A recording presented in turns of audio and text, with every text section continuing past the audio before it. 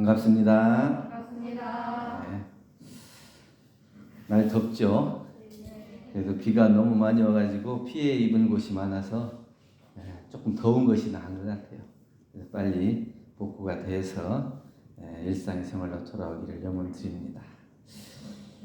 봄에만 꽃이 피는 게 아니고 1년 내내 꽃이 피는데 여름에도 꽃이 있죠? 가을에도 꽃이 있죠? 겨울에도 꽃 있죠? 겨울에 꽃 없어요? 눈꽃 있잖아요. 1년 내 꽃 있는데 어떤 꽃이 있어요? 1년 내 지지 않는 꽃은 웃음꽃. 내 마음에 행복이 있으면 얼굴에서 미소가 사라지지 않고 늘 웃는 생활이 돼서 1년 내 웃음꽃을 피울 수가 있겠죠. 오늘은 자신의 삶을 귀하게 여기고 정말 자신의 삶을 살아가는지 아니면 다른 사람의 삶을 부러워하면서 그 사람이 되고자 따라하는 따라쟁이로 살고 있는지 이걸 생각해보는 이 마음으로 따라쟁이의 근심이라는 제목으로 말씀을 드립니다. 우리나라에 이윤희 작가라는 분이 있는데 그 흉내쟁이 원숭이라는 우화를 썼더라고요. 거기에 보니까 원숭이들이 재주가 많잖아요. 근데 이제 원숭이 사냥을 하는 사냥꾼이 숲속으로 와요. 그러니까 이제 망을 보고 있던 원숭이가 야, 사냥꾼이 온다. 빨리 숨어라. 그러니 숲속으로 다 도망을 갔어. 근데 사냥꾼이 올라오더니 자기들을 잡으러 온 줄 알고 다 숨었는데 사냥꾼이 그물을 바닥에다 쭉 펼쳐놓고 그 위에서 뒹굴고 눕고 춤추고 놀고 하면서 내가 니네보다 더 잘 논다 이렇게 하면서 그 보여주는 것처럼 그랬는데 숲속에서 원숭이들이 그 사냥꾼이 하는 걸 보는 거예요. 아니 자기들 잡으러 오는 줄 알았더니 이상한 사냥꾼이 이상한 행동을 하니까 호기심을 가지고 지켜보다가 이제 이 사냥꾼이 그냥 그물을 그대로 깔아놓은 채로 내려가는 거예요. 그러니까 이제 그 경계심을 풀고 아까 지켜봤던 걸 자기들도 이제 따라하는 거죠. 그 그물 위에 올라가가지고 춤추고 놀고 뒹굴고 하다가 이제 그 발이 이제 그물에 걸려가지고 혹이 이제 못 빠져나오는 애들도 있고 이러는데 갑자기 사냥꾼이 딱 나타나니까 도망가야 되는데 그게 방심해갖고 그 그물 위에서 놀던 그 원숭이들이 걸린 애들은 다 걸려가지고 잡혀요. 이 재주가 좋고 머리가 좋으니까 이 사냥꾼이 원숭이를 잡으려면 머리를 써야 돼. 그런데 이 원숭이가 따라하는 습성이 있다는 걸 알고 그 머리를 더 써가지고 그렇게 시범을 보여주고 걔네들한테 따라하게 만든 거예요. 결국에는 그 사냥꾼이 하는 거를 따라하다가 사냥꾼에게 잡히는 꼴이 되고 만다. 이게 이제 흉내쟁이 원숭이라는 내용의 제목인데 자신의 삶을 살지 못하면 아무리 잘 나가고 화려하게 보일지라도 그 사람 마음속에는 뭔가 근심이 있지 않을까. 그래서 이게 따라쟁이의 근심이라는 제목을 붙여본 거예요. 그렇다면 무슨 근심이 있을까요? 첫째는 새롭지 않다는 근심이 있어요. 그러니까 대종경 서품 8장에 보면 대종사님께서 구인 제자들과 처음에 회상을 이루기 위해서 바다를 막아서 이제 논을 만들어요. 이 구인 제자들이 평소에 일을 안 하던 분이에요. 서당 훈장도 하신 분도 있고 지주도 있고 이렇게 여러 개 주로 농사 일을 많이 안 하시던 분들. 근데 그 수만 년 버려져 있던 바다를 막아서 논을 만들 때 평소에 일 안 하던 사람이 얼마나 힘들겠어요. 그런데 그렇게 힘든데도 불구하고 그 일을 참아내고 하는 것은 무엇 때문에 그렇게 하겠느냐. 그 안에 수고스럽지만 새로운 회상을 시작하고 연다고 하는 그 기쁨과 보람이 가득하기 때문에 그것을 인내하고 이겨내고 그것을 할 수가 있다.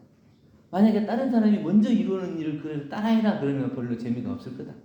그런데 이거는 회상의 시작이고 기초가 되면서 어느 누구도 하지 못한 것을 우리가 시작한다.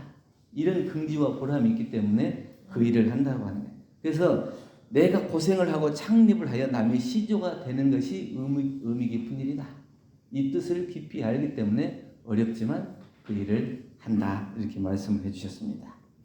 처음에 우리가 이제 출가해가지고 학교 서원관에 예비 교무들이 사는 서원관에 살면서 예비 교무들이 이렇게 정기적으로 내는 잡지가 있어요. 그걸 학림이라고 하는데 그 학님 처음에 보면 신선한 생각, 새로운 태도, 이게 이제 모토예요.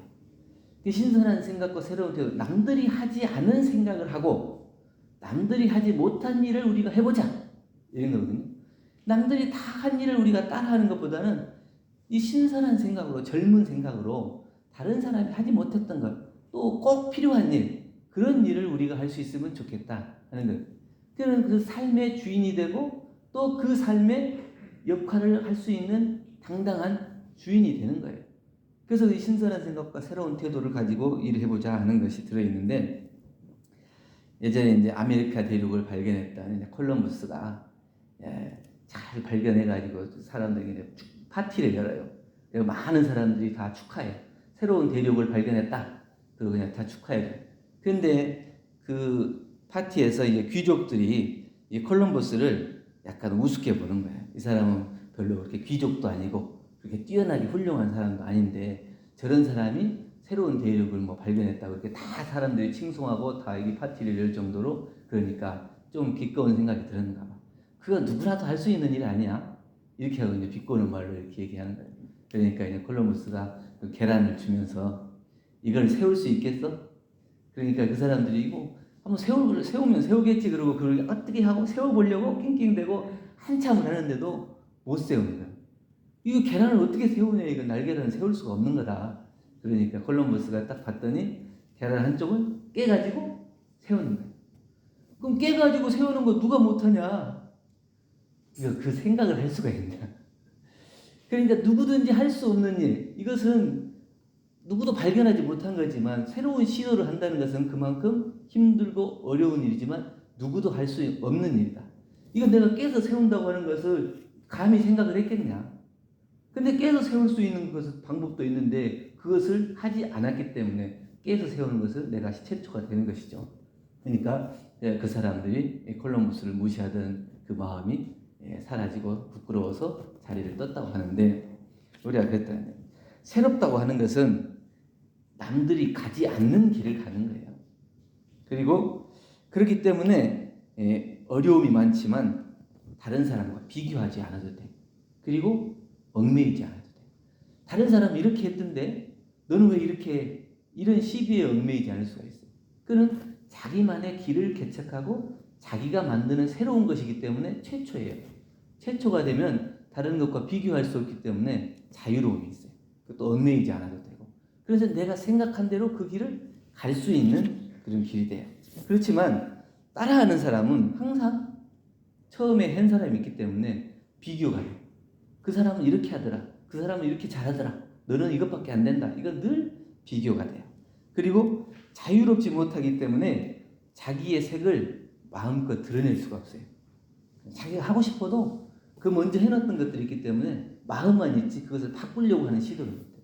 직장에서도 마찬가지고 이 가정에서도 마찬가지인데 그걸 먼저 했던 그 할아버지 선조들이 했던 일을 대번에 바꿀 수 없고 그 직장에서 늘 해왔던 전통을 바꿀 수도 없어요. 그러니까 이게 아닌데 하면서도 계속 지내가는 것, 이것이 나중에는 더 오히려 그 조직을 병들게 하는 그런 일이 되기도 해요. 근데 새롭다고 하는 것은 그 새로움을 한번 시도해보는 거예요. 비록 그것이 아프고 힘들지라도 그것이 발전할 수 있는 길이 있다면 그 새로운 시도를 해봐야 한다. 둘째는 앞설 수 없다는 근심이 있는 것 같아요. 그러니까 늘 이제 상품 같은 것도 특허를 내놓으면 그 특허 권한이 있어요. 그래서 다른 사람이 한번 특허를 내놓으면 그것과 똑같은 것을 못 만들게 돼요. 그럼 거기에 이제 법에 걸려서 그 사람이 벌금을 낸다든지 이렇게 해야 되거든요. 상표도 마찬가지고 어떤 것들도 다 마찬가지인 것 같아요. 논문도 마찬가지잖아요. 이미 써놓은 논문을 그대로 베끼면 그 인글을 해야 되고 그걸 말없이 하면 그게 이제 통과가 안 되고 나중에는 그것이 이제 범칙을 받게 되고 이렇게 되죠. 그런데 아무리 열심히 한다 해도 이미 만들어 놓은 것을 넘을 수 없기 때문에 똑같이 한다 해도 비슷할 뿐이지 진품이 아니에요. 그렇기 때문에 늘 먼저 나온 것을 앞설 수 없다는 근심이 있는 거예요. 어떤 이제 시어머니하고 며느리가 이제 둘이 이제 빨래를 해가지고 그걸 이제 갖다 줘가지고 그 돈을 벌어요. 근데 이제 시어머니하고 며느리하고 빨래를 똑같이 해요. 똑같이 해갖고 갖다 주면은 시어머니는 돈을 더 받는 거예요. 며느리는 덜 받고. 그러니까 왜 분명히 시어머니하고 똑같은 곳에서 똑같은 물 쓰고 똑같이 빨래를 하는데 왜 돈을 덜 받을까? 그 비법을 좀 알려달라고 안 알려줘. 나중에 이제 시어머니가 돌아가시기 전에 마지막으로 그 비법을 며느리한테 알려줍니다. 딱 기회가 되고 뽀드득이 뭔지 알아요? 빨래를 이제 다 하고 짤 때 이렇게 대충 짜갖고 말리는 게 아니고 뽀드득 소리가 날 때까지 짜서 힘차게 짜서 그걸 말려야 그 빨래가 아주 잘 마르고 그게 좋다고 해요. 그래서 마지막 그 비법을 알려주는 거예요. 그러니까 그 앞서가는 사람 나름의 비법이 있고 그 사람이 가진 노하우가 있어요. 근데 그것을 우리는 넘지 못해. 따라하는 사람은 아무리 그 사람이 이렇게 하는가 저렇게 하는가 보고 배우려고 해도 못 넘어요. 그 비법을 가지고 있기 때문에. 그래서 오랫동안 이 붓글씨를 쓰는 사람은 처음에는 정자로 이렇게 쓰더라고요. 그러다가 나중에 조금 능해지고 익숙해지면 글을 좀 이렇게 좀 어린아이처럼 글을 쓰더라고요. 그리고 나이가 드시고 경력이 많이 갈수록 정자 붓글씨는 많이 안 쓰고 약간 이렇게 좀 자기만의 서체로 글씨를 써. 근데 그 서체는 처음에 보면 처음에 배운 사람하고 능한 사람 글씨가 차이가 안 나게 보여요. 근데 능한 사람은 써놓으면 처음에는 별 볼 일 없을 것 같은데 시간이 갈수록 참 멋지다. 처음에 보고 못 쓰는 사람은 한번 보고 질리는 생각이 나요. 이게 그 사람이 가진 노하우고 그 사람이 가진 실력이거든요. 요리를 만드는 사람도 그렇대요. 요리를 잘 만들고 맛있게 만드는 사람한테 가가지고 요리를 어떻게 만들어요? 그러면 뭐 별거 없어. 그냥 양념 넣고 그냥 고춧가루 좀 넣고 그냥 대충 국자로 이렇게 떠서 넣고 이렇게 떠서 넣고 그러면 맛이 나. 이렇게 하는데 그대로 똑같이 하면 맛이 나요? 안 나요. 똑같이 쓰지만 그 안에 뭐가 있는 거예요. 그게 자기만이 가진 노하우고 그 다음에 그 사람이 가진 실력이에요. 근데 그 실력을 자기가 그 실력을 갖추기 전에는 못 뛰어넘는 거예요. 그렇기 때문에 늘 그 사람을 앞설 수 없다는 근심이 있어. 그런데 우리는 배울 때부터 순서 있게 배워서 올라가는 게 아니고 꼭 저 사람이 잘하는 것만, 저 사람이 마지막 최종적으로 지금 잘하는 것만 보고 그것만 배우려고 해요.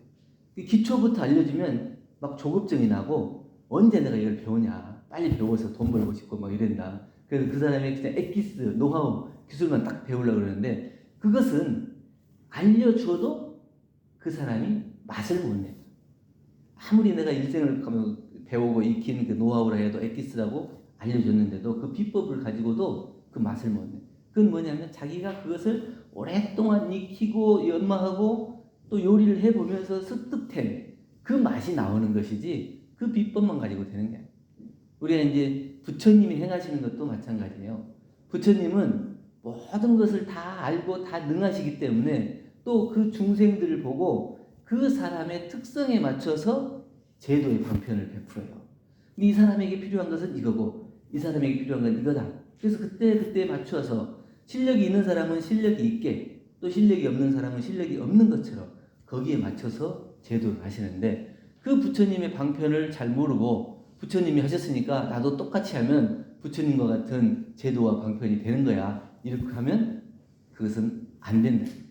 이 부처님은 능한 능력으로 해서 그 제도의 방편으로서 이렇게 저렇게 바꿔서 할 수 있는 거고 배우는 사람, 처음 배우는 사람은 정말 기초부터 단단하게 해서 자기가 그 실력을 갖추고 그 법의를 얻을 때까지는 그렇게 하면 순서 있는 배움과 가르침을 얻어서 자기만의 실력을 갖추어야 자기 것이 돼서 다른 사람을 따라하지 않고 자기가 굳이 다른 사람을 앞서고 싶은 근심이 없이 자기 스스로가 1번이 될 수가 있는 따라다니기가 안 되는 거죠. 어떤 교무님이 예전에 대산종사님께서 수행을 하시는데 사시정진이라고 하루에 4대를 정해놓고 수도하신다고 하는데 그 똑같이 3개월 동안 따라했대요. 아침에 일어나는 시간 일어나고 공부하는 시간 공부하고 일하는 시간 일하고 밥 먹는 시간 밥 먹고 사시정진을 했는데 3개월 동안 하고 나니까 잇몸이 다 무너졌다고 하더라고요. 그러니까 그거는 따라해가지고 그렇게 될 수 있는 건 아니에요. 그분이 그만큼 실력 있고 법력을 갖추고 그렇게 하기 때문에 그 일을 할 수 있는 것이지, 그동안 익히지도 않고 배우지도 않은 사람이 그분이 하시는 일을 똑같이 한다고 내가 그분처럼 되는 건 아니에요. 세 번째는 이름이 없다는 근심이 있어요. 우리가 마음 공부하는 핵심은 뭐냐면 바로 나예요. 여러분들 지금 이제 직장에 나오고 또 집에서 사는데 각각의 어떤 사람은 부인이 되기도 하고 엄마가 되기도 하고 딸이 되기도 하고 또 직장에 오면 뭐 팀장 뭐 또 실장이 되기도 하고 한 사람이 맡는 책임이 많더라고. 근데 그 많은 책임 중에서 가장 중요하게 생각하는 것이 뭐냐? 뭐예요? 딸의 역할이에요? 아니면 엄마의 역할이에요? 아니면 직장에서의 그 자기의 책임 역할이에요? 뭐예요? 그 속에서 내가 없으면 안 돼요. 내가 그 많은 역할 중에서 가장 중요한 역할은 누구냐? 나를 위한 공부가 되지 않으면 그 모든 책임과 하고 있는 일이 또 의미가 없게 될 수 있어요. 내가 기쁘지 않고 내가 행복하지 않은데 나를 따라서 함께 사는 저 사람들이 행복할 수 있겠어요? 없어요. 그렇기 때문에 항상 내가 핵심이 되고 마음 공부의 주인도 내가 돼야 돼. 그 많은 책임 중에서도 가장 중요한 것은 내가 행복하냐 안 하냐, 내가 하고 싶은 일이냐 아니냐, 이것이 드러나서 내가 원하고 내가 하고 싶은 일을 할 수 있어야 내 삶의 주인이 돼서 누구를 닮아가고 따라가려고 하는 생각이 없고 흉내내는 그런 삶이 아니고, 다른 사람이 잘한다 하면 그 잘한다는 소리를 듣기 위해서 내가 그 삶을 살면 그 사람이 잘한다고 안 하면 어떻게 할 거예요? 그럼 내 삶이 없어지고 허무해지잖아요. 그 사람이 잘한다고 하든지 못한다고 하든지 나는 나의 일을 하고 내 공부를 하고 내 삶을 살 수 있어야, 그래야 내 삶의 당당한 주인이 되고 내가 1번이 되는 거예요. 그렇지 않으면 항상 다른 사람을 따라하고 다른 사람 흉내내고 다른 사람이 보는 거에 맞춰서 내가 그 그림자처럼 살아가는 그런 불행한 삶을 살 수 있기 때문에 오직 내 삶의 주인은 나, 그리고 지금 이 순간의 나. 지금 법당에 왔으면 뭐가 제일 중요해요? 지금 말씀드리는 이 말씀을 듣는 것이 가장 중요하겠죠. 그래서 그것이 나의 피가 되고 살이 돼서 내 삶의 기쁨과 행복이 될 수 있으면 그것이 제일 중요한 것이지, 다른 사람이 잘한다, 다른 사람이 멋지다, 다른 사람이 훌륭하다, 그걸 바라본다고 해서 내가 그 사람처럼 되지 않아요.